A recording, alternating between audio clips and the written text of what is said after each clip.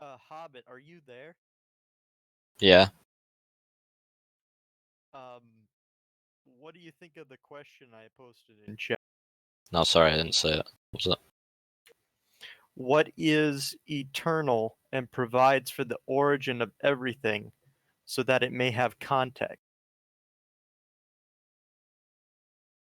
I'm just going to say right now that I don't really understand these big words. But are you just basically asking me what I meant by I believe in, now I believe in evolution or that? So Well, basically what you're asking. More of what I'm asking is what came before that which allows for those natural processes to take place, because those natural processes didn't come from nowhere. No, So no, what no, eternal fact provides for there? I don't think anyone can answer that, because that's impossible to answer. I'm not going to stand here and try and argue a point I don't know. So well, would if you that say... hold on a second. If that cannot be answered, then you've just contradicted yourself. Because then when you say something, listen carefully, okay? When you say nobody can answer the question as to what is metaphysically foundational or primary, that prescribes possibility, and then you proceed to say that's impossible, you can only say what's possible or impossible in virtue of what prescribes it, but you don't know what prescribes it. So in your view, anything goes. You can't say anything is impossible. Yeah, never. Or possible. You just contradicted yourself. Am I allowed to speak? Or... You just contradicted yourself. Okay, can I speak, or am I? Do you understand? You can speak, but do you understand how you've contradicted yourself? No, but can I speak my mind first? Okay, well, you may speak. Let me. You may speak momentarily, but when you say what is metaphysically foundational or primary cannot be known, then what prescribes possibility and impossibility cannot be invoked. But then you went on to say that. Did you say that something was impossible? Can I say something before? Did you say that something was impossible? Did I say something was impossible? Yes. What I said was, who knows what's before? Nobody can answer that question. I'll ask you the question a third time. Did you say that such and such is impossible? What's impossible? What did I say was impossible? That anyone can answer the question. Are you smoking pot tonight? No, man. I did not. Are you intoxicated? No, I didn't say anything. Okay, I heard you with my own ears say that that's impossible. Why is anything? I'm going to ask you a question. Since what is metaphysically primary is unknown according to you, then how can you say what's possible or impossible? Because then you wouldn't have grounds for reason, and then you wouldn't be able to reason that what is metaphysically primary is unknown, because that would be a product of your reason. Have grounds for reason. I will speak with you. I will speak to you momentarily. We have different rules on this channel. It just pisses me off when you can. We have different rules on the server. I will speak to you momentarily. Okay. You need to wait in line. Pisses me off. This is all you guys say. I don't care if you're pissed off. I will give you as much microphone time as you request. All right. I will give you a timer. Okay, and I will keep my mouth shut. But you will wait your turn. Now, Harry Hobbit, if you say that what is metaphysically or foundationally primary is unknown, then you have no grounds to explicitly or implicitly claim the capacity to reason, because reason would be a possibility, but there's no grounds to invoke what is possible or impossible. Do you realize how you saying that is self-refuting? It's not. I just want to let you... I told you to wait your turn. Strike 2. Oh my God. This is... Harry Hobbit, do you realize that when you assert that what is metaphysically primary that which prescribes all possibility and impossibility cannot be known, then you do not have a basis then to either explicitly or implicitly invoke anything that's possible. But you did. You're claiming implicitly the capacity to reason, but reason would be a possibility.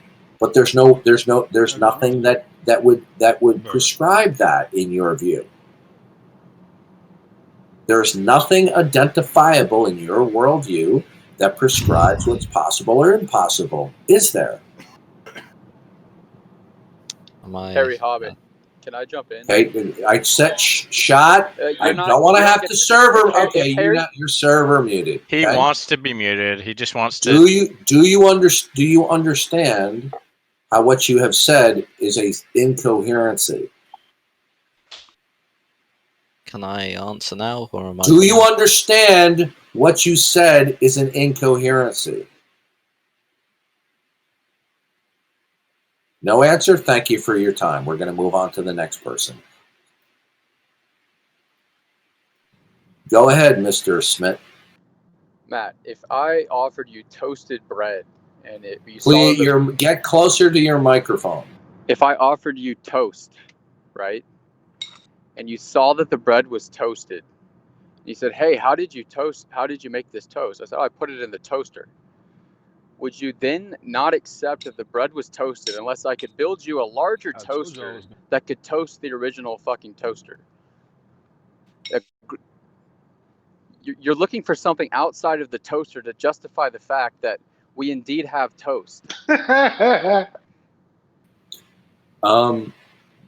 Is toast an intelligible proposition in your worldview? I don't know what that means. I don't know what. Okay, are you speaking from your worldview? I'm speaking about toast. Don't think about anything else. Right. Okay. Can toast be an intelligible putative fact absent a model of reality? Absent of what? Can a putative fact such as toast be intelligible with a hold on a second. Good. Can toast be an intelligible putative fact? That's not what we're talking about. What I'm talking about is you're over talking me. You talked about toast. Are words and facts intelligible in your worldview? They are intelligible because I understand them. No, you're okay. Let me clarify the question. Can I justify their intelligibility? Okay. Intelligibility means that a putative fact means something from the ultimate context that it derives. I didn't ask if you semantically apprehended it. Do facts or putative facts have metaphysical and foundational intelligibility in your world? They don't have metaphysical intelligibility. Well, okay, they have mental intelligibility, yes. No, I said metaphysical. I don't believe in the metaphysical grounds that you believe in. Okay. No, I didn't. Hold on a second. I didn't tell you. I didn't assert to you what my position was. I'm asking you about your position. Do you have listen to me, I'm not sidetracking it. Don't overtalk me. Now, what I want to know from you, since you're an atheist, I want to know the worldview or the metaphysical framework that you're speaking from that will provide background information for the actuality and intelligibility of any fact that you speak. What is it? Matt, I don't know. Just like all the other atheists tell you, I don't know. Okay, that is our answer. Okay? So when you don't know you have toast then. No, I know that I have toast because I know I know that I have toast because I know what toast is. Okay, it's I know the properties of toast. Okay, well here's the problem. Okay, when you refer to toast, what you're referring to, listen carefully. When you refer to toast, you're referring to a universal, not a particular. Okay? Oh my God. No, okay, never mind. Bad example. Okay. No, it's not. By the way, listen carefully. Listen carefully to me. Do you know who Bertrand Russell was? Yeah, I was going to bring up a Bertrand Russell quote. Do you know who he is? I do. Okay, I have a book on my computer that I'm reading called it's Problems of Philosophy, and he devotes several chapters to the problem of universals and particulars. Now, does your worldview provide a frame of reference for universals and particulars? So you can have toast. We're not talking about universals and particulars, Matt. Toast is a universal, sir. Seriously, dude. Really? Listen, let me explain it to you. Hold on. Let me explain something. No, I'm not going to hold on because I'm actually educated on this issue. You are not. No, I'm not going to hold on. I'm going to tell you again. Now, when you use a word like toast or tree or car or cat, these are designations of classes, or as in philosophy, they're called universals, that a particular possesses attributes which are that of the universal. Okay? Darth, maybe he thinks you can have a contextless fact. Yeah. Do you in your worldview as an atheist? I'm back. Okay. So what I'm trying to explain to you is you cannot communicate as a human being without agreeing explicitly or implicitly that there are universals and particulars. Particulars doesn't identify any attributes or properties. The attributes and the properties of the particular will be the universals. Okay? So by your response is that the point of my metaphor was to refute the necessity of what you're trying to get at. Nothing is necessary in your world. What is necessary in your world? If me and you can't refuse anything. Dude, do you want to have... Dude, shut up, everybody. Listen, dude, okay? Do you want to have a conversation or not? Are you going to ignore... Do not overtalk me! Now, I'm going to ask you straightforward as an adult. I'm old enough to be your father. Now, are you going to have a conversation with me, or are you just going to ignore every question I put to you and then just monologue? What's it going to be? You're sidetracking into questions. Goodbye. Another... You see, they cannot help themselves. And isn't it interesting that every one of these obtuse, obnoxious, argumentative people, they all have the universal property of being an atheist? Yeah, he was doing that crap last night. He's an idiot. Okay? This is all they do is they're argumentative. They actually probably get sexual pleasure out of it. You know, I think what he was saying with his initial analogy, he didn't quite understand it, I don't think, but he was saying that you don't need a framework for the intelligibility of toast. He was talking about a bigger toaster around the toast. Then I think listen, that's what he was thinking. No, these people are numbnuts, okay? They want to think that, oh, you can say, well, toast is bread, and bread is made from wheat, and there's a toaster, but I don't know why everything exists, but I can know that. They're idiots. The way I interpreted it was the toast is the primary, and toast is the temporal fact. Well, you can't have the toast without the toast. Well, the one thing I do know is that what's eternal is the eternal well-being of humanity. That's a joke for those of you people in here who didn't get it. Yeah, and to promote that well-being, everybody gets fed a slice of toast. You see, because it's actually a pretty good analogy. Because these people are intellectual, yeah. Because these clowns, okay, because these clowns are intellectually inept and they're fundamentally deceitful and dishonest. This is what you get in a conversation. Every time you pose a question to them, if they understand it, they evade it, and if they don't understand it, they evade it, and they just keep on arguing. This is a tactic that they pull. Darth. Harry would like to say something. Yeah, he says he can explain why God doesn't exist. He says in the chat. Go ahead. Now, if I ask you a direct question, and it's a reasonable question, if you evade the question, you're going to be done. Okay? Okay, can I say something before I start my point? Did you hear me?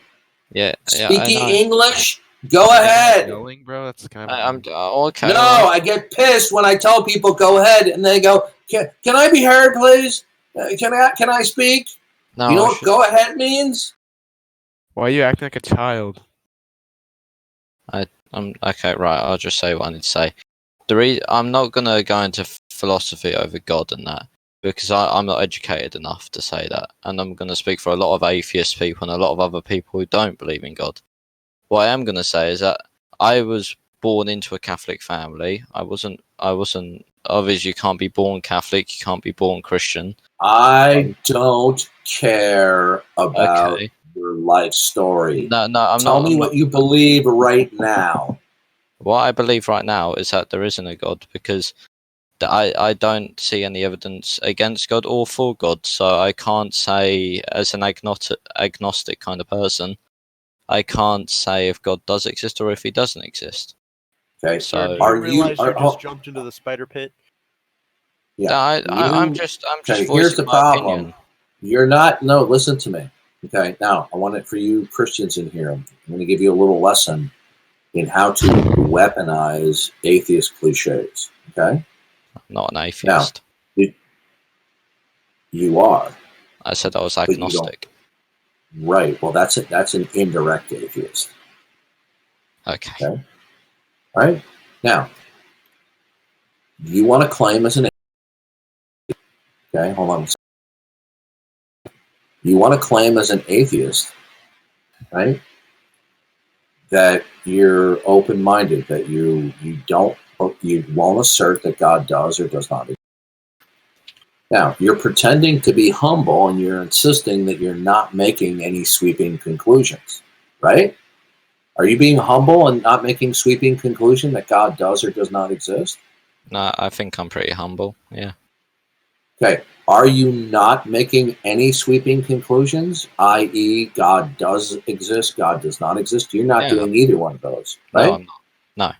No. Okay, but as a matter of fact, you're actually making a universal negative conclusion because you have complete reliance on your ability to reason in and of yourself. Are you able to reason without the necessity of invoking God as being the prerequisite of reason? No, not really. You didn't understand the question. No, we should put it in a weird way. When you tell me you're an agnostic and you say I don't believe or assert God does or does not exist, is that a product of your reason? Or did you get hit in the head? I don't. Is Repeat it one rational? last. Yeah, Is that a rational speaky thing? English. Speaky English. Yes, Is that I do a speak product English. of your reason? So, yes, right there. Yeah. Right. So your reason does not necessitate referencing God as the ground of reason. Right? I guess. Right. That's what we call atheism, sir. You have made a universal negative conclusion that you can reason without necessitating asserting God's existence. That's your position. Yeah. But that's a universal negative conclusion. Yeah. You're claiming you're not making sweeping universal negative conclusions, but when you reason without the necessity of asserting and referencing God, then it follows from that God cannot and does not exist. Well, I Let me explain something to you. In a world where God is, every fact could only exist in reference to God as the necessary prerequisite. If you can be in possession of one fact that exists in and of itself, that does not necessitate referencing God, then that's the denial of God's existence. Were you aware of that? no, but I'm not going to debate you on this because you probably You're know not, more wait, than I do you understand that while you claim you're not directly denying God, you are indirectly denying God because you are unwilling to start with God. Are you unwilling to start with God? I did start with God in my early life. No, I didn't ask you about the past. I'm talking right now. You claim you're willing to accept any fact that made it appear, but right now you stated you're unwilling to start with God, and you further said there's no evidence for God. Did you remember? There isn't any evidence against God or for God. So. No, you okay? All right, listen to me. You just said. So in other words, when you say facts are indeterminate in reference to God, then that means those facts exist without God. Yep. Good. That's atheism, sir. No, I know what atheist. You just said that to me. Good. You're an atheist. Okay, in your mind, I might be an atheist, and I guess listen. You're not getting this. Okay. Is the apple on your counter, does it exist indeterminately where there is not a necessity to reference God as being metaphysically primary, or that God is the necessary prerequisite? Does that apple exist without necessitating referencing God? Of course it does. Good. You're an atheist, because if any fact can exist without the necessity of referencing God, then God cannot exist from that position. Because in a world where God is, all facts would necessitate referencing God. Do you understand that last statement? Yep. Good. So if you say one fact or all facts do not necessitate referencing God for the existence of that fact or facts, then you have denied the existence of God indirectly. And indirect denial makes no difference. Are there people languishing in jail for murder because in the course of their interview with the police, while outright denying they committed the murder, they implicated themselves as the murderer while denying it? I would assume. Good. You just implicated yourself as an atheist while denying you're not an atheist. Well, I guess agnostic is a kind of branch of atheism, like Catholicism is a branch of Christianity. No, that's incorrect. Catholicism is not actually a branch of Christianity, but that's another issue. Okay. Now, so when you say there's no evidence for God, okay. Now, how did you determine that no facts necessitate referencing God? How did you determine that? Well, I didn't determine that. I'm just. You just said it. You said there's no evidence for God. I heard you say it. Right? Did you say that? Yes. Did you say that? Yes. Good. How did you determine that all facts do not necessitate referencing God? What do all facts necessitate then as a causal origin for everything that begins to exist? I mean, there's no.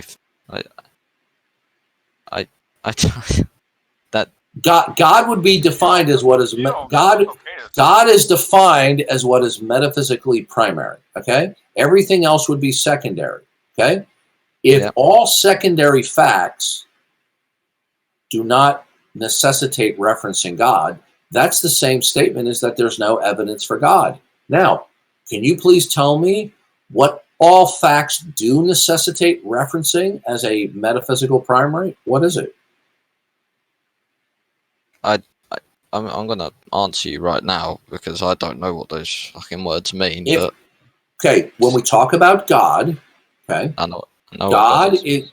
When we talk about God, we're talking about what is eternal and ultimate and absolute, the ground of all being. Metaphysics has to do with the total nature of existence. Okay, primary means first. Okay. So God, definitionally, would be metaphysically primary. Everything else would be secondary. So we have a creator, Then we have creation. God The created creator, the earth. the creator would be primary. The creation would be secondary. Oh, okay.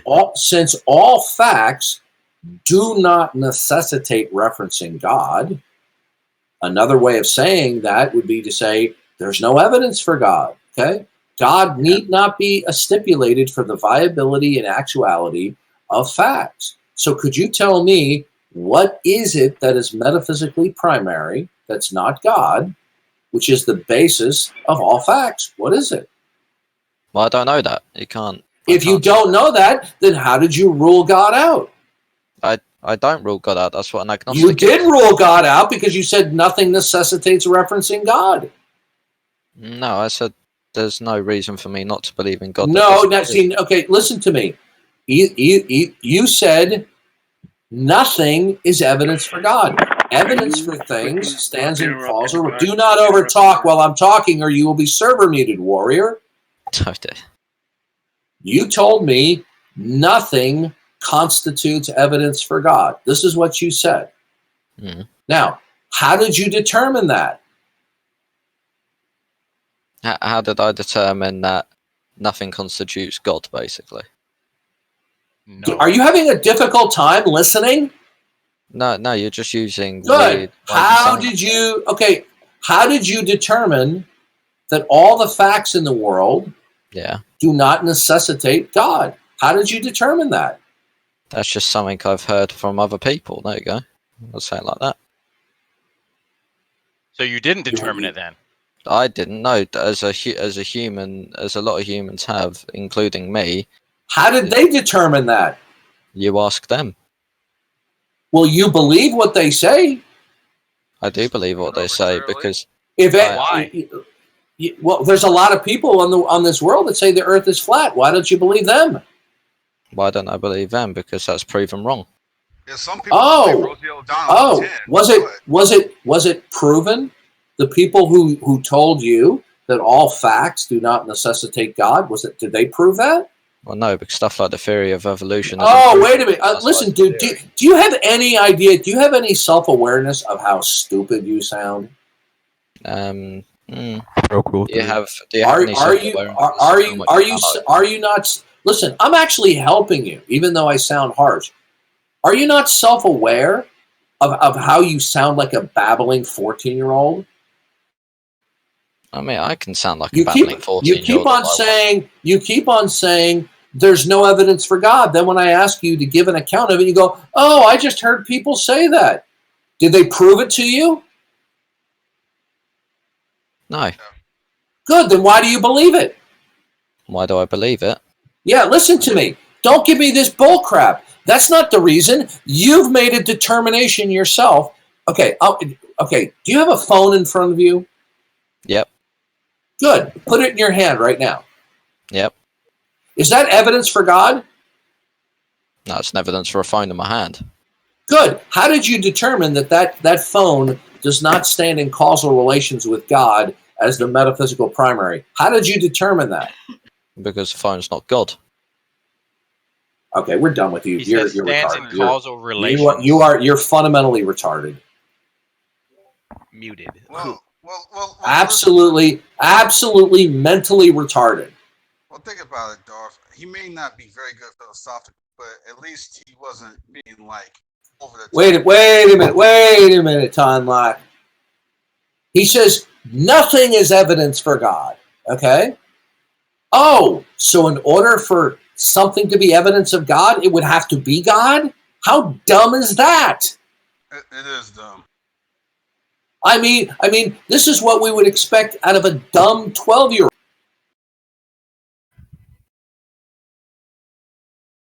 Hey, Duncan. Okay. You wanted to say something, Joker. Go ahead. Yeah, I've been told that you're talking a lot of smack about me. So do you want to tell me to my face, or are you a coward? All right. I'll talk what I've been saying in chat. basically what you've been doing is not even defending your argument and just picking out other people's arguments, asking them stupid questions like, how can you prove that? How can you do this? How do you not know this is proof of God? And I would like to see some, evidence and support for your argument. That's all. You're stuttering a lot, dude. Yeah, you sound very nervous. Does that matter, though? Yeah, you need to calm down. Well, first of all, we're talking with people. Do not overtalk. Do not overtalk me. Do not overtalk me, or you will be server muted. Last warning. Okay. Just keep interrupting, and you get out of here for free, Joker. It's an escape hatch. Yeah. Now, you're correct. I did not launch into the defense of my Christian worldview because the first step is to demonstrate why other worldviews are incoherent. And then I can show that the Christian worldview is the only coherent worldview. Now, when I'm trying to show atheists that when I say to them, oh, you're an atheist, they go, yeah, why are you an atheist? And then they utter these stupid atheist cliches. Then, through a line of questioning, I show them how utterly absurd and meaningless what they are saying. When I question them about their atheist cliches, they start fumbling and jumbling and lying and deceiving and backpedaling and flipping and flopping about what they say. If atheism were a coherent position to hold, if it was a reasonable position, we would expect at least some atheists to be able to intelligently respond to questions about what their atheism constitutes. But every atheist I talk to, they seem incapable of carrying on adult conversation.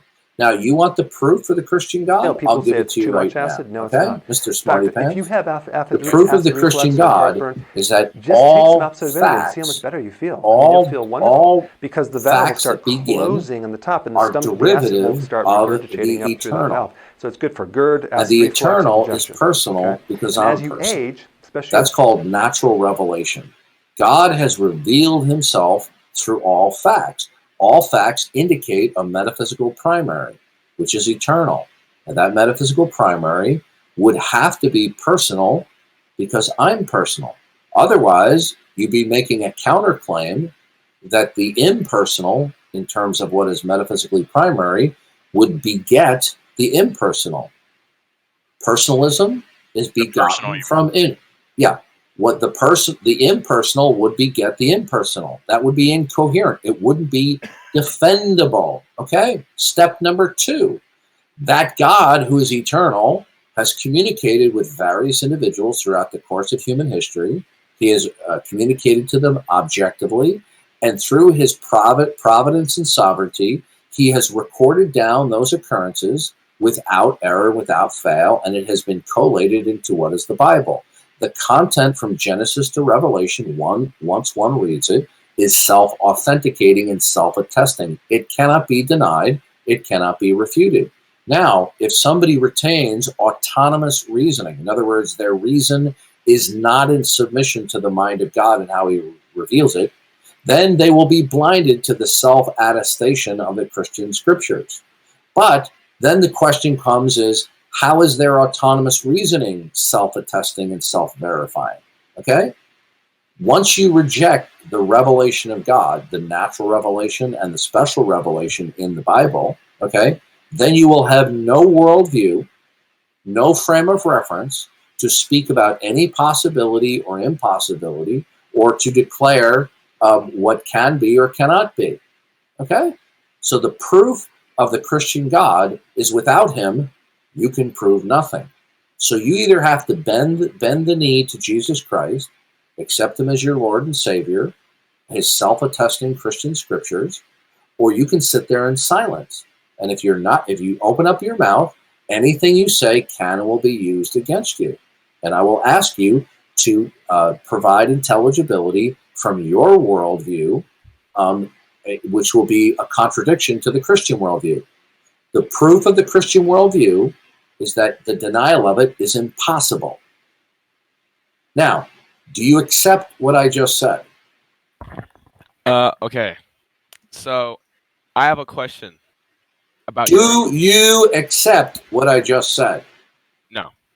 All right. I have Good. a question for you. Good. Now, since you don't accept it, that is a denial. Okay? Right. Because I am presenting the Christian worldview to you as indispensable. The non-acceptance of that which is presented as indispensable is the denial that it is indispensable. Now, what ground metaphysically are you standing on and speaking from, okay, that is indispensable, that will contradict the Christian worldview? How do you deny it? On what basis? Yeah, on what is your metaphysical foundation to affirm or deny anything? So you're asking me, how can I tell that, everything wasn't made by God? No, your position is you categorically reject and deny the Christian worldview. The Christian worldview is not something you can merely lack belief in, because whatever worldview you lack belief in, you deny. Okay? What if I just lack the belief whether you tell me or not? Okay, well, you're not understanding. You can't be neutral toward other worldviews. Whatever worldview you lack, you deny. Yeah, I deny it. Good. On what grounds? I don't need to give you grounds. So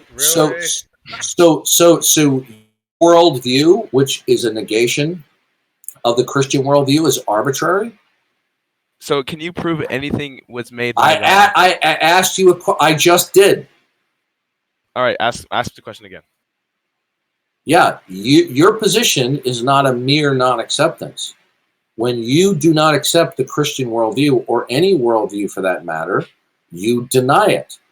So, what is your grounds metaphysically? What is it that is primary in existence, that provides for all states of affairs, and that will prescribe any and all possibility, including your ability to affirm or deny anything? And since you deny the Christian worldview, you could only do so on the grounds that there is something that prescribes affirmation and denial at a foundational and metaphysical level. What is it?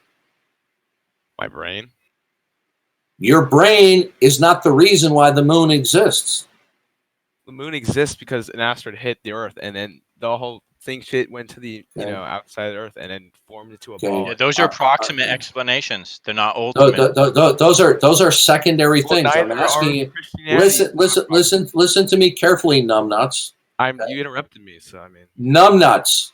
I'm actually helping you to become a better thinker. All you're spewing back to me are silly little teenager responses. Now, if you reject that what is metaphysically primary, God, personal, then you are speaking from and operating from what is metaphysically primary and impersonal. You either start from a metaphysical personal primary, or you start from a metaphysical impersonal primary. You have rejected Christianity. You reject that what is metaphysically primary is personal. So, what is it then that is metaphysically primary and impersonal that will be the basis for your capacity to assert anything? I don't think it's possible for humans to even know that. Good. Then you can't. Hold on a second. You're interrupting me. No, I am interrupting you because you couldn't even. If that's a self-refuting statement. A self-refuting statement. Yeah, we don't know. That means. You didn't understand. You didn't understand. No, let me finish. Let me finish. If what you just said is true, then it's false. Right, listen to me, little boy. Listen to me. This is not the cafeteria table in 9th grade. This is an adult playground where adults come to debate. If you want to argue with me like a child, you'll get server muted. What you just said was self-stultifying, okay? If you say human beings cannot ascertain what is metaphysically primary, then you can't even talk about human beings, because the very viability and intelligibility of humanness, or anything else for that matter, is going to derive and depend that there is something primary that prescribes the secondary. Are human beings secondary metaphysically, or are they metaphysically primary? I have no idea what you just said. Because are human beings eternal, ultimate, and absolute, and primary in reality, or are they secondary? Can you explain to me what secondary is? Because I'm trying to become a better. Anything that begins to exist that is not eternal, ultimate, and absolute. So we are not absolute as creatures. We die. Okay. So if you have no identifiable metaphysical primary because you reject the self-disclosure of the Christian God, then to talk about human beings is meaningless because they wouldn't derive from anything. There would not be a worldview context for facts to exist in. Do you understand? Facts cannot exist in a contextual vacuum. Okay? Continue. You're gonna have to unpack that for him, Darth. Yeah. A fact will either be unconditionally non-dependent or it will be dependent. If a fact is unconditionally non-dependent, then it will be eternal. It will be ultimate. It will be unconditionally non-dependent. And as I said, it will be ultimate, that it will be the grounds or the basis of why anything else exists, which are secondary things. Okay? So when we talk about God, and I'm assuming you disbelieve in God, right? Right. Right. So you deny that what is metaphysically primary is personal and creator. You deny that. But then you go on to say, well, human beings cannot know that. Well, if you say that, that's self-refuting because human beings wouldn't mean anything. Because in order for there to be humans, which are secondary things, they have to come from something. Are human beings things that pop into existence out of nowhere? No, we're born. Good. Now you're beginning to understand that where does it all come from? Where does it all come from? No one knows. If you don't, then guess what? Then what you have is a chance world where things just pop into existence. Well, we don't know that for sure. You're not under. Okay, then you can't say that. Then you can't say that there can be human knowledge. What do you mean? You don't have to have the understanding or knowledge of a deeper grounding regarding. Hold on a second. All right, I'm going to try to be patient here. I'm going to try to chill out.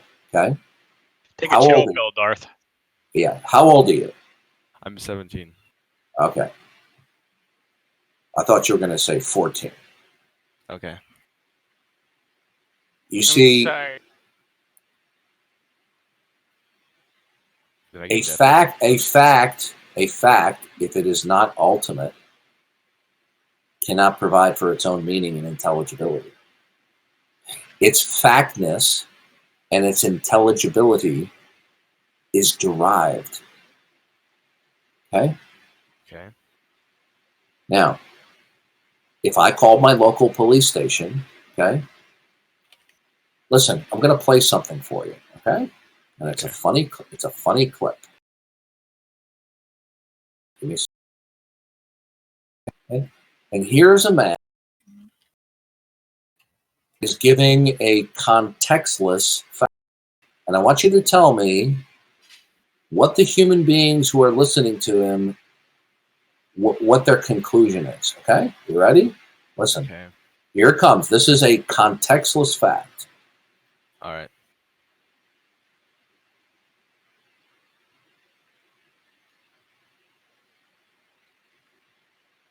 We can't hear anything, Darth.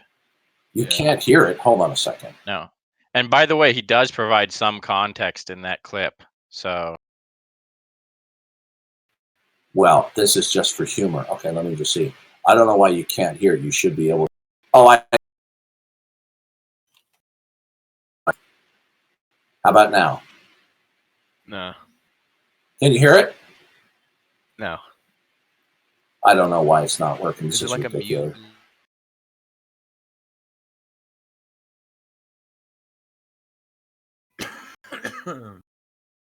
It was working earlier. I don't know why it's not working now. Let's see. Oh, I know why. I'm doing the wrong program. Okay. I was editing it, and I have to... Okay, I know what the problem is.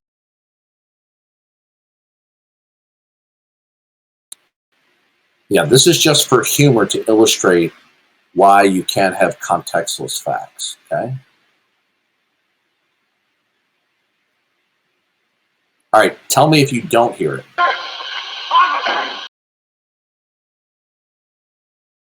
Help me! Okay, do you hear that? Hello? I can hear it. Yep, I can hear it. Okay, do you hear that? He says, it's after me! It's after me! Okay? I do hope that you will excuse my appearance, but I was just having a cup of boiling hot coffee. But it's after me! What's after you? Okay. What's after you? Oh, some kind of a thing! A thing? Can you describe it? No, I didn't see it. But it flies. And it made a noise. Like a ooga! A ooga! And then it banged down on the top of my car. Boom! Boom! Boom! And when I looked, there wasn't anything there! Ooh, that kind of a thing. Now, when you tell me there is no identifiable all-conditioner, there is no identifiable metaphysical primary, You didn't hear it, ground Darth. of all being. What? His internet went down or something. He was out of the room. Oh, do you want me to play it again? No, I don't want you to play it again, but maybe he does. Are you there, Joker? Hello? Hello, can you hear me? Yeah. All right, can you hear me? You see the problem with you when you disbelieve in God, you think you can make... Okay, we're done with you. Get the hell out of here. No, actually, dude, my power... No, we're done. His power went down. I think he swapped to his phone, Darth. Like we keep on having this happen, and I'm getting sick of it. You want to believe you want to believe that you can make sense of your world without God, and you can. You think you can, only because you are intellectually lazy to examine the ground of your worldview. He just left. Of course, he was trolling. He was full of crap. He's full of crap. See, this is what we have all the time. We get people who come in here and pretend like they're serious players. Anyway, I got to make a phone call.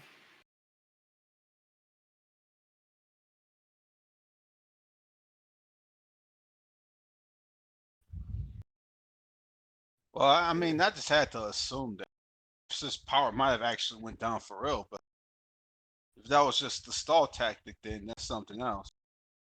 I don't care at this point. Can I get banned? Can you ban me pro-choice? I can't ban anybody, but why would I want to ban you? Oh, Austin can ban me. What? Can you ban me, please, from this server? Why do you want banned? It's out of boredom. I'm unintelligible because I'm an atheist, so therefore my worldview. Why should I don't have any ground for anything apparently. So I can't ban anyway, so you could just leave. I could, yeah. I should actually. So see ya. Fight the power, brother. Ah. I kicked him.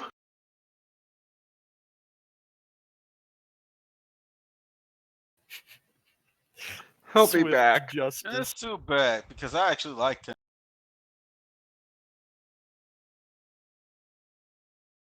He didn't leave the server yet, so Mod abuse. Mod abuse.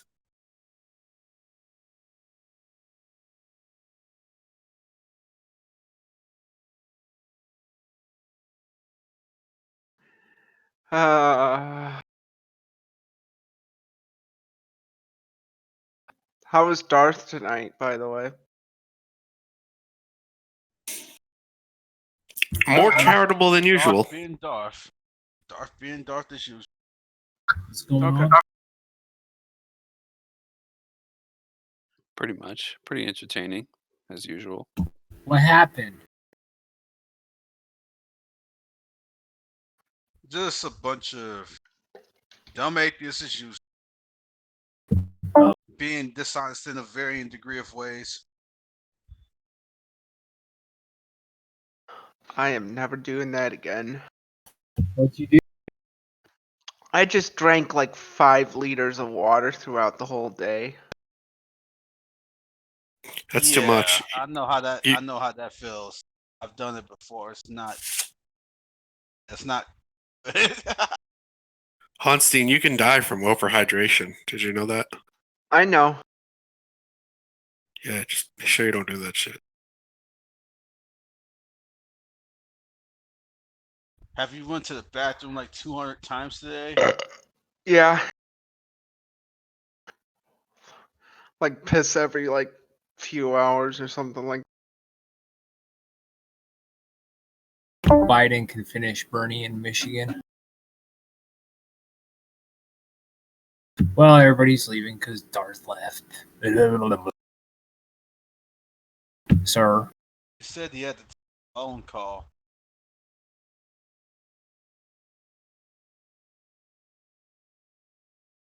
I just love it. At work, everybody, all the millennials were like super depressed because Bernie lost so many states. I literally at the lunch table got in an argument with one of he calls himself a democratic socialist. And I'm like, and you work for a defense contractor? Oh, what does that even mean, though?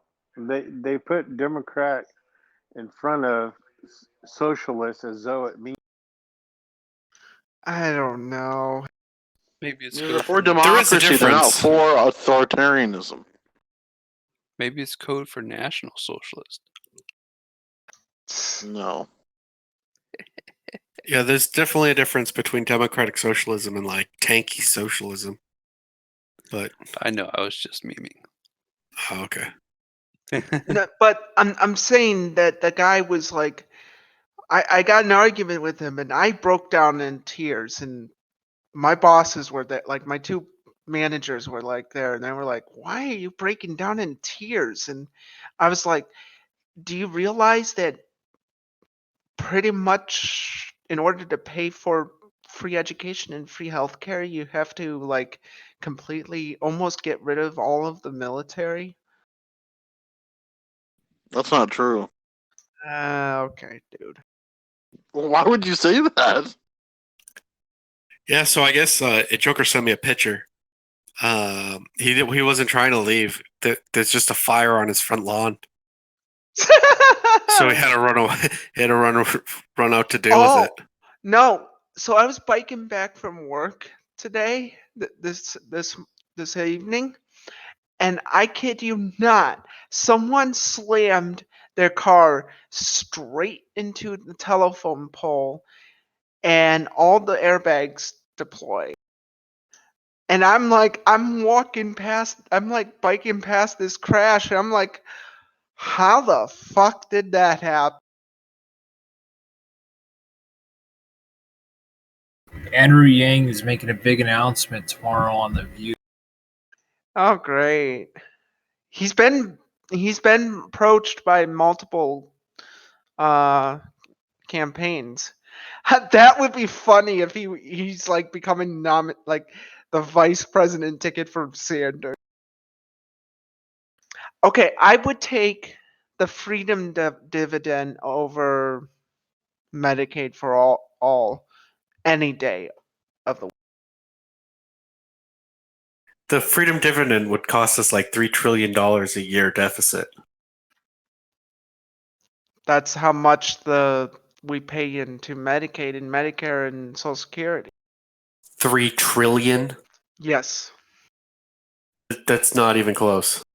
No, that's how much we spend on Medicaid, Medicare, and Social Security combined on the federal budget. It's actually 2.8, but when you factor in extra expenditures, it's about 3. We're not adding $3 trillion a year to a deficit. Well, no, so we take in through taxes $2 trillion. We spend on the federal budget next year is going to be, I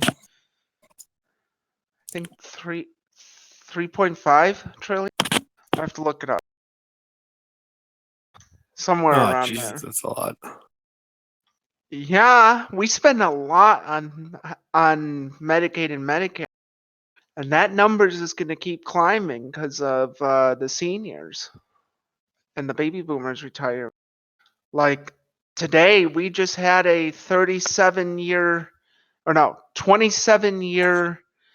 person who has worked for my company 27 years retiring at the end of March.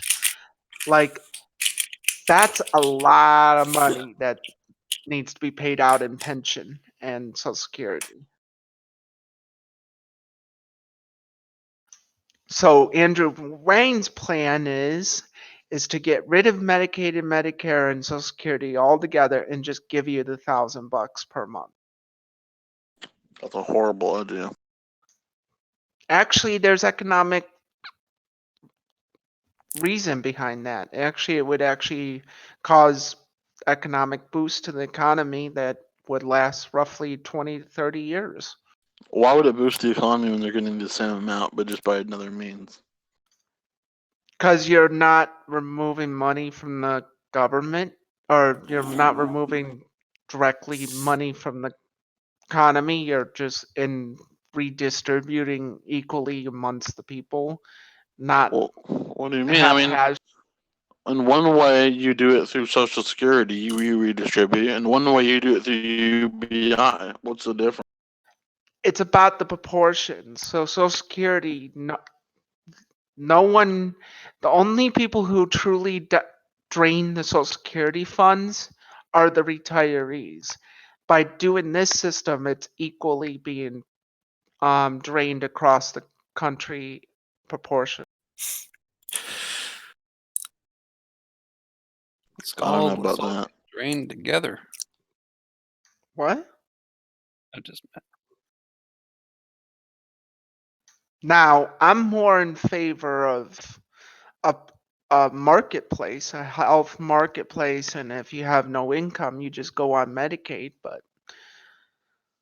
Bernie Sanders hates that idea. Because it's wasteful. How? Because the most efficient way to do it is just put everyone's money into one pot. Yeah, but then the politicians long term abuse that pot. Well, I'm not for that. There's a better way. You actually Obama tried this and it kind of failed because the Republicans were dumb on it, but making healthcare insurance mandatory across the nation, and if you didn't have income, you would just go straight into Medicaid. I wouldn't mind doing something similar if you could just buy yourself like in the state of New Hampshire, you could buy yourself. You put like $10,000 for a CD, and then you don't have to buy health car insurance. So it's like a way to say, okay, I got the money, but I don't want to continuously pay for other people. So I wish there was a way you could do that. I wouldn't mind doing that, but I've heard of that system in the economic journals, but I've only seen like small micro studies, not macro studies on that, like short-term studies. And it seems like that's a reasonable experiment. It just, how do you scale it upwards is the question. This is the problem that economists all agree with America's health care system is, on the one hand, you have innovation. America is one of the largest producers of innovation when it comes to healthcare. New drugs, new surgical techniques. On the other hand, you also have the issue of how do you pay for all that innovation if you go to single payer system going forward? That answer is very difficult because the economy of scales don't play nicely when you do that. You have to outsource your innovation to another country if you're gonna have to do single payer system long term. Like, we're not talking like 5 years, we're talking like 10, 20 years down the line.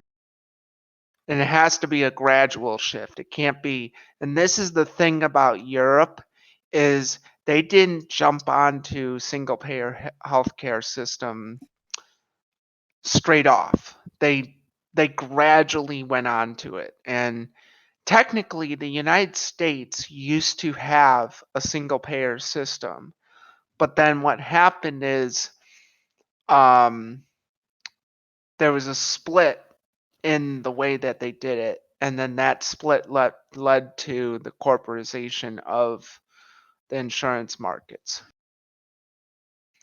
How long ago was that? So in 1950s, health insurance was actually provided by, or health care was provided, the payments were provided by the Red Cross. And what you would do is you would actually pay a small monthly fee, and then on your taxes, if you choose to, you can actually take some of your taxes and have it directed towards your Red Cross fund or a charitable fund that provides your healthcare insurance. The problem was people didn't like that idea long term because some of that money was going towards churches. And actually, there's been multiple economic studies I've seen on this that show that there's actually a correlation between getting rid of the that tax, or directing some of your income tax towards charities, and an increase in homeless rate in America. I know that sounds like it's kind of stupid to hear that, but I would be actually okay with like 1% of my income from my income tax going towards charities from the government. Yeah, I wouldn't mind that. It wouldn't be that bad. When I was But in the Army, everybody hated that idea because it was going in the 70s, hated it because some of the money was going towards churches, and there was kind of some favoritism over the Catholic Church. And frankly, based on the numbers I've seen, it was being distributed equally across all religious sects. yeah, I mean, especially if it was in the 70s, I could see them doing the getting upset about that. That's when they started doing a little more of the atheist stuff, or that they started doing more law work on that stuff. Like I think that's when a lot more of it was getting active into the political end of it. And this is another thing that millennials, and I'm saying myself too, but millennials fail to understand where the true costs, and this is what Sanders fails to understand. The true cost of healthcare is not that front up bill on your insurance. Actually, it's all those hidden charges below your insurance that you're paying for on the stealth side. I'm talking about the Sanders understands that. No, he doesn't. What do you mean? No. When I say stealth charges, I'm talking about malpractice charges. Each doctor is required, no matter what kind of doctor you are, except for PhD level, has to pay for malpractice charge fees to their association or through an insurance company. In England and in Denmark, it is actually illegal for you to sue your doctor if something goes wrong. Yeah, but like that's on the health care side of things, not really the health insurance for. But the malpractice actually fundamentally, the way that it is paid for, it actually comes from the insurance side. It has to do with the way that they calculate risk for an individual. Yeah, I'm sure they're still gonna have doctors like insurance, right? That's what malpractice is. It's doctor's insurance. Yeah, I mean, Bernie isn't saying that we should get rid of doctors' That's what you malpractice. have to. No, you have to get rid of malpractice if you're going to have a single payer system. Could you like source me on that? I just don't believe you. Look up Tory laws in England. What about the Tory laws in England? Why would England's laws have to do with us? But that's the same. That's the definition of these of what's it called? The malpractice being banned. So you're saying under Bernie's plan, it's necessary to ban all malpractice insurance? Yes, because that's how the system needs to work. In order to reduce costs, you have to, two things you have to do. You have to ban certain practices in the insurance companies and in the healthcare industry. And also you have to raise taxes on everybody by 10% at least. Yeah, I mean the taxes just offsets like health insurance premiums and like.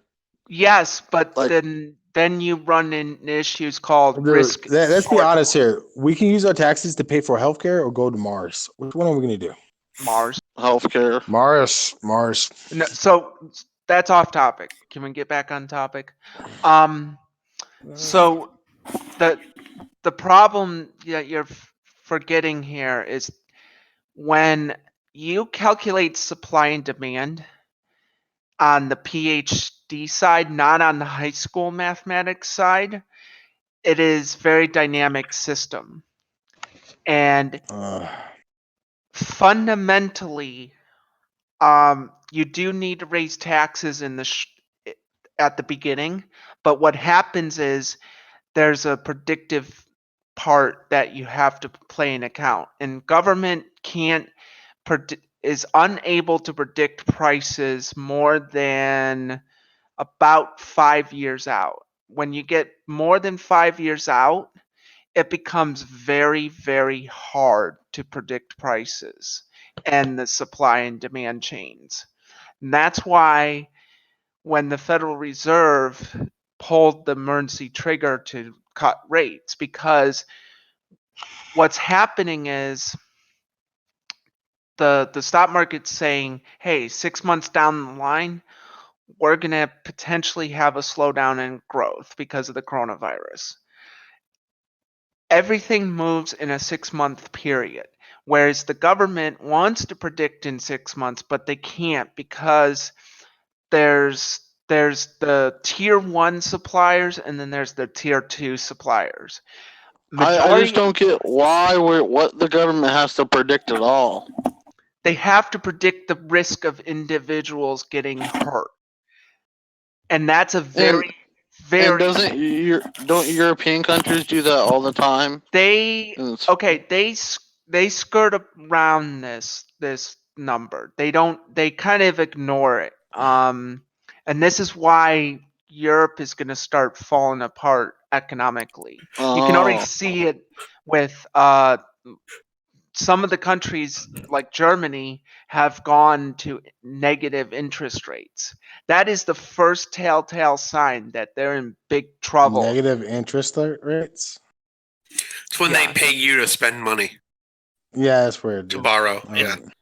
And that's bad. Like when I don't think that's when you actually start doing that means that you're going to have long-term shortfalls. Dude, what are you talking about? That puts more money in people's pocket to spend. That's good for the economy. It's actually the only way they pay you back. The only way they pay you back is though if you pay them before the year is up. So you have to still pay them before you can actually do it to get a negative interest rate to actually work out for you. So here's the thing: like the more money in consumers' pockets, the more they can buy and consume, and that's good for the economy. So what are you talking about? Yeah, but that's a response to them not having money in the first place. The fact that it's even necessary shows that the economy is failing. Yeah, that's what I'm saying. Yeah, or any economy based off of debt, interest, slavery is failing. Dude. Okay. Mm-hmm. I mean, I'd like to be paid to loan money, but the fact that like they are in the people who love money, people who want to hoard money, are all of a sudden wanting to give it away. Yeah, that means your economy is in the. And long term, I'm not looking at like 2 years down the line. I'm looking at 10 years down the line. This is why European Union is going to eventually fall apart. Like the economy idea was great in the beginning. They just screwed up majorly in the early 2000s and the late 90s. Like including a VAT tax and all these different taxes just to pay for their social programs. I'm just waiting for the Queen of England to die. Long live the Queen. So that's treason, bruv. I thought the Merkel's kid was gonna get the crown because it was gonna be progressive. I'm so glad they got thrown out of the royal family. Even though I hate them all because they're all German infiltrators. This is derailing. So here's another thing. Here's another thing about Medicaid for all for America. You're gonna have to decrease the military size majorly. Like we're talking about 85% cuts across the board. No, you don't, dude. That's such a lie. I'm not that in sounds favor of Medicare impractical. for all. That's Medicare for all. If you have Medicare and you just got here, you're stealing. You don't need to reduce the military by 80%. I don't know where you're getting that. Well, we just need to cut. We need to cut spending in Israel, and then that'll be good. Do you want me to mute you for derailing? That's not derailing. That would save the budget for healthcare. What are you talking about? We're literally talking about cutting costs for healthcare, and I mentioned one of the best places to cut costs. Why are you crying? I knew we got rid of some of those intelligence agencies too. Oh, we got 16 I don't think we need to get rid of any of these agencies. I just think the idea of Medicare for all is a stupid, unsustainable concept that only works superficially. It works on the superficial emotion of compassion, but when you examine the numbers, it's not sustainable. Or rather, it is sustainable, but the quality of care goes down, wait times go up.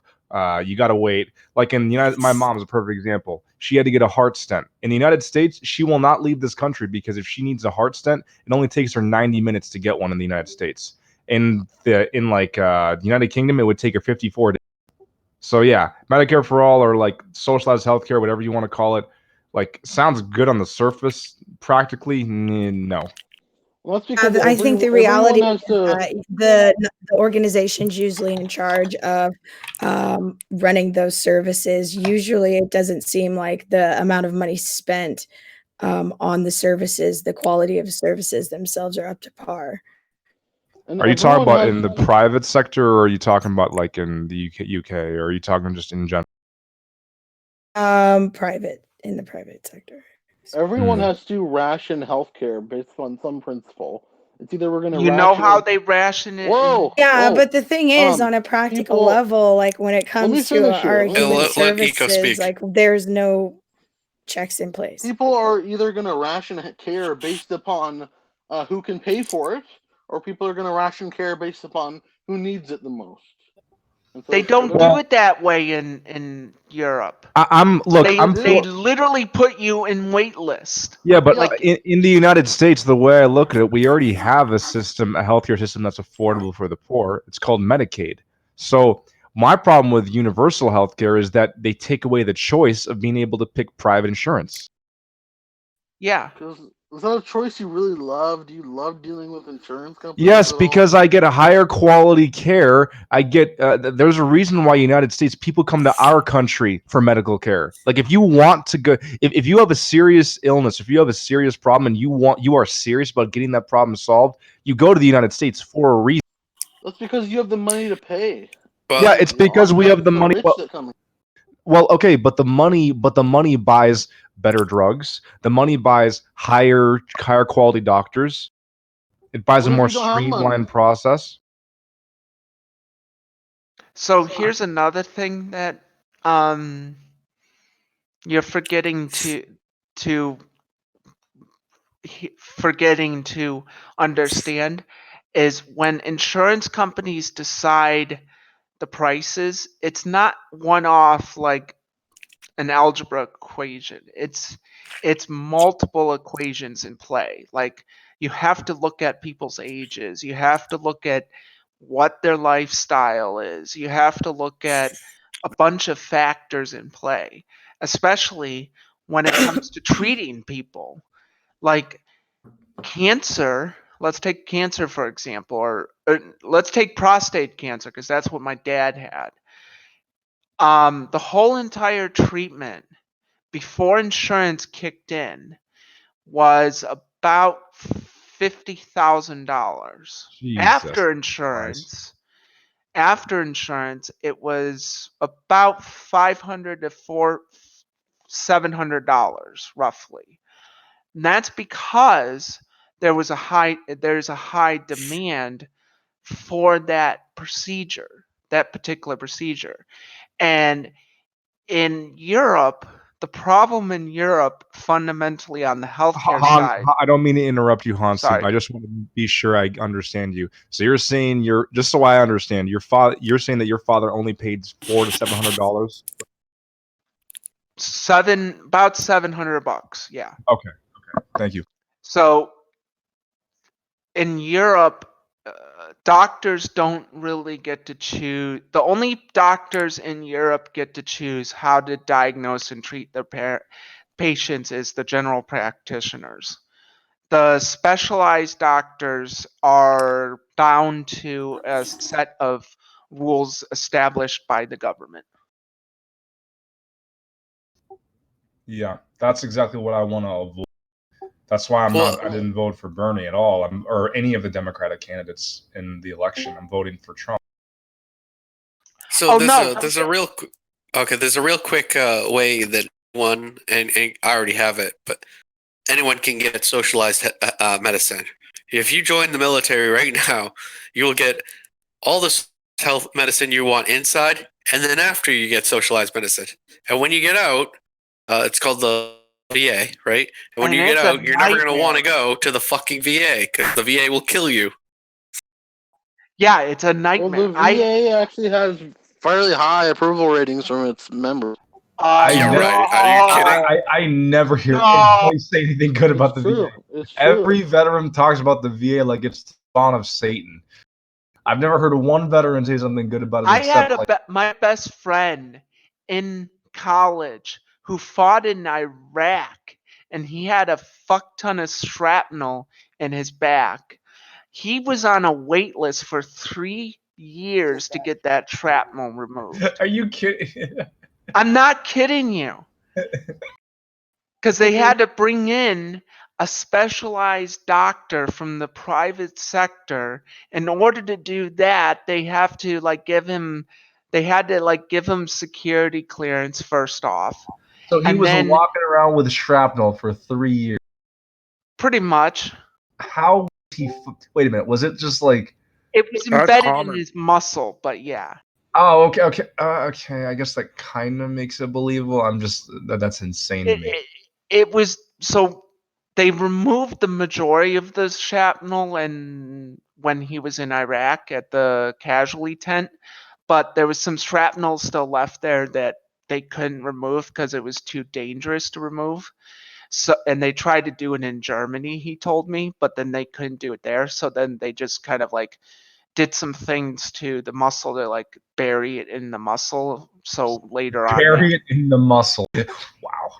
Yeah, it's it's weird when they do casualty surgeries. Yeah. Can I address the stint thing? The guy that said that his mom could get a stint in whatever.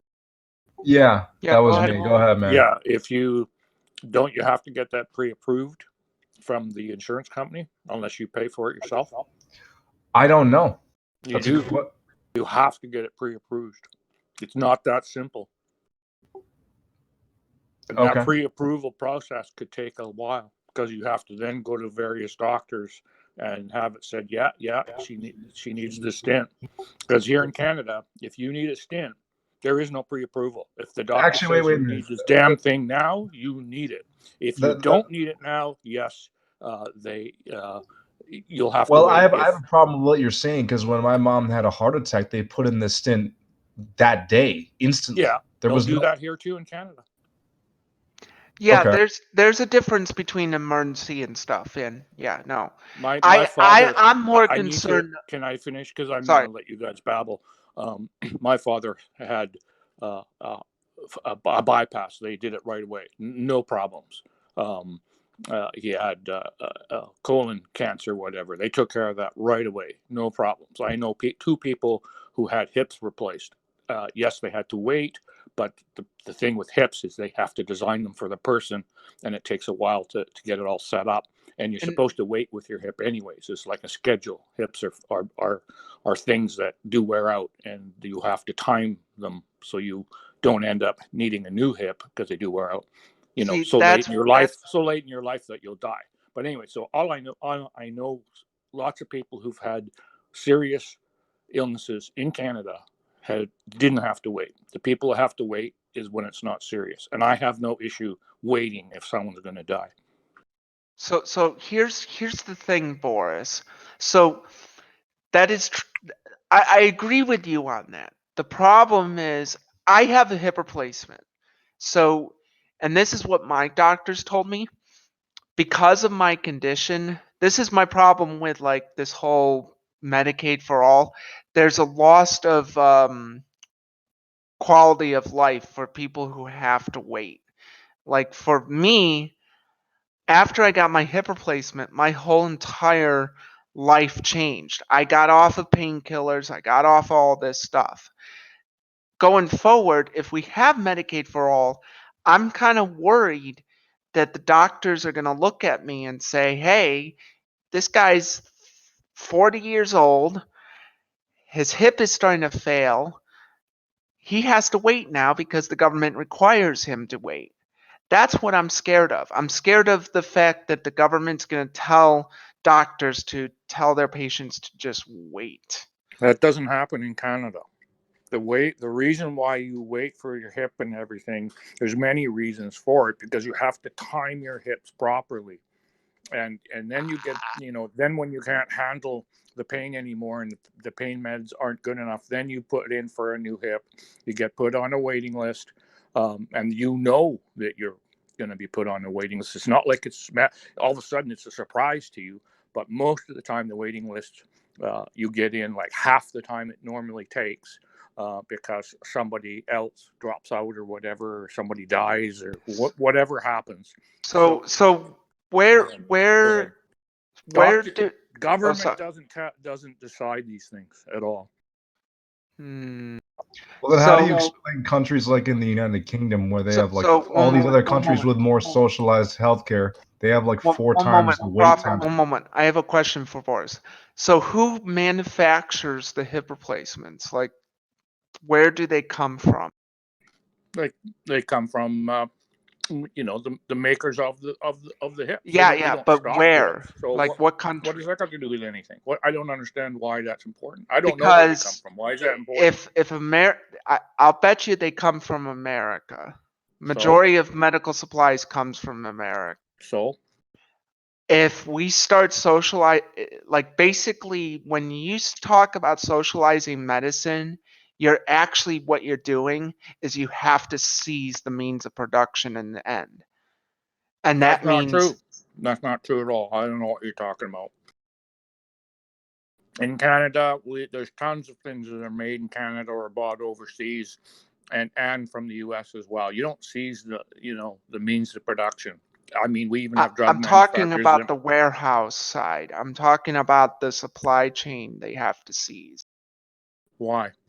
When I say seize, I mean negotiate for a lower price. So what's wrong with Not that? at the market value, which causes shortfalls in the long term.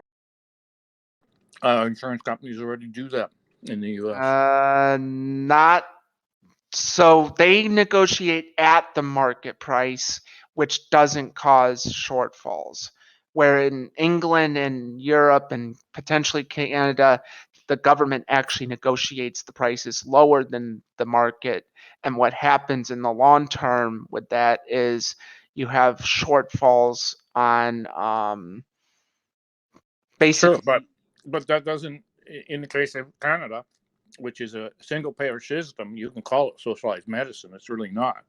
It's medicine. It's just medicine. It's just it happens to be that the person that's paying it is the government that pays the bills, and it all comes out of our taxes. Yeah, basically. but aren't they also negotiating the prices too? Yeah, of course they are. And are they negotiating them at market level or below market level? Because if you do it below, then you fall into the issue of shortfalls in the long term for I the don't know, companies that are producing. The two people I know, which is totally anecdotal, and they've known other people as well. I don't know them, but of the two people I know directly, that wasn't ever an issue. It never came up. Well, Hanstein, I got a question for you. You don't understand my question, Boris. Hanstein, I got a question for you though. Because I think the issue is these countries that have more socialized healthcare, just for lack of a better term, would it even be possible without the innovation of the United States? Like, for example, buying hip. That's my problem. Is right. They're going to have to outsource a lot of this stuff to China and India. Okay, I can address that too. And even if they do, other countries do make good quality products. It doesn't, They're not at FDA levels. Like well, we have, we're currently know that. You're making a blatant assumption here. No. Somebody's gonna verify the products, right? It's not that they're just gonna willy-nilly buy products and throw crap into your body. It doesn't work that way. I feel more comfortable having products that are produced here in America and potentially secondhand products produced in America someone said something and about verified by a right? democratic government. Hey, that's that what you're doing is you're tossing in fear factor stuff, which I don't think is what's happening here. It's not like Democrats want to go out and kill people. That's not the way it works. No. When I say that outsourcing to China, China does not have the level of verification levels that the FDA have right now. Do you know that the FDA answers they by the way, they do the kill guys people. that put the stuff in the baby By the way, they do kill they people. It's called executed those abortion. Well, They see, do kill now people. we're going It's called now abortion. now we're going down a road that is totally relevant to what we're talking about. No. You said they don't kill people. Tom Locke, you are. No, I said. No, I'm refuting your point that they. No, I'm refuting your point that they kill people. They do. That's a whole separate issue. Chinese executed those guys that put the melamine. Your point was a Yeah, lie. that is true. Did you know that? Your point was a lie. Well, no, your point is a deflection and somewhere else, which is irrelevant, right? No, your point was a lie. You said they don't kill people. Well, yes, see, they do. Now what's happening is is he deliberately going misleading away from the original point? You can also get quality products. Because a lot of Republicans no, because you're just mad because you can get a lot of quality products, but the fact of the matter is they're not getting quality products from other countries. They're getting it from the United States because we make the best products. Because for the exact reason that we don't have a socialized health care. The best products. Then why is everyone getting it from us? Not everyone is getting it from you guys. Majority. Not everything is gotten from you guys. Not everything, but the majority for sure. And you talked about innovation, right? You said, there's not going to be innovation. Well, in our country, in Canada, the drug to not get AIDS if you're HIV positive was developed at our university here in Canada. Yes, I agree with you, Boris. But I'm saying there's two different types of innovation. There's research innovation, and then there's production level innovation coming Okay, from how the come you corporation. guys can't make enough tests then for coronavirus, and yet South Korea can do it? Coronavirus is very tricky medically. Wait. Yeah, but The South Korea coronavirus is actually undermines your point because you were disagreeing with Hansen earlier that the Chinese don't have. Hansen was making the point about the FDA having a higher standard than the Chinese. Well, now it's like you're saying, well, the coronavirus is a big problem. The coronavirus comes from the Chinese because they eat absolutely anything because they allow pretty much anything to be consumed. No, They have a lower standard of health, which is why I don't trust them with any. Which is why I don't trust their they products. also They have a huge population as well. But that's not why the coronavirus is so propagated with them. You know that Asian people live longer than Americans, right? I know 100%. They live longer than Americans. Yeah. So how can you say the standard of health is worse? Because they're giving because you look at things the way they eat, you get a coronavirus that's going across the world. I think that's a pretty decent indicator. Also, that could be genetic. A lot of There's those all health kinds of factors. reasons That's why the Boris. coronavirus. No. There's actual studies that show that the Asian population has a tendency to live longer because of They live genetics. longer here. They live longer in America and in Canada. So yeah, it's true. more likely genetic than it is just a lifestyle thing. And they don't see Americans. This is where it comes tricky because you're saying life expectancy. I look at lifespan. Sure. Lifespan is much more better accuracy of what the human race is currently standing at. And lifespan for females is about 86, 87. Males is about 78, 79 roughly. And that's been steadily going up slowly. It's right now everywhere. It's logarithmically getting closer and closer to that 100 mark. It's just Europe and the rest of the world is going faster than the rest of the world. And we're sort of leaving the topic. I don't think every other country has medical system that is government paid because it's not an insurance issue. It's not like as if you're going to need it. Everyone's going to need it. You needed it the minute you were born, right? You are in the medical system right away. So it shouldn't be treated as an insurance thing because in Canada. You only get insurance if you're like a hockey player or someone like a doctor, maybe and his hands get wrecked, or he needs his hands. A hockey player, can't play properly, even with the smallest injuries. In many cases, those guys get help right away. But the rest of us, we don't lose our houses. We don't have to. We don't go. That's broke. not true. When you file for medical bankruptcy in America, the judge actually orders the bank to not seize your house for 5 years. I understand that, but the thing is, it shouldn't happen. Any of that should happen in the first place. It shouldn't happen. And also, when you go medically bankrupt, you instantly go on Medicaid. Sure. No, I understand that, but can you? I ask everybody in the room. I'm going to ask a question. What does the health insurance business in the U.S. add to the product?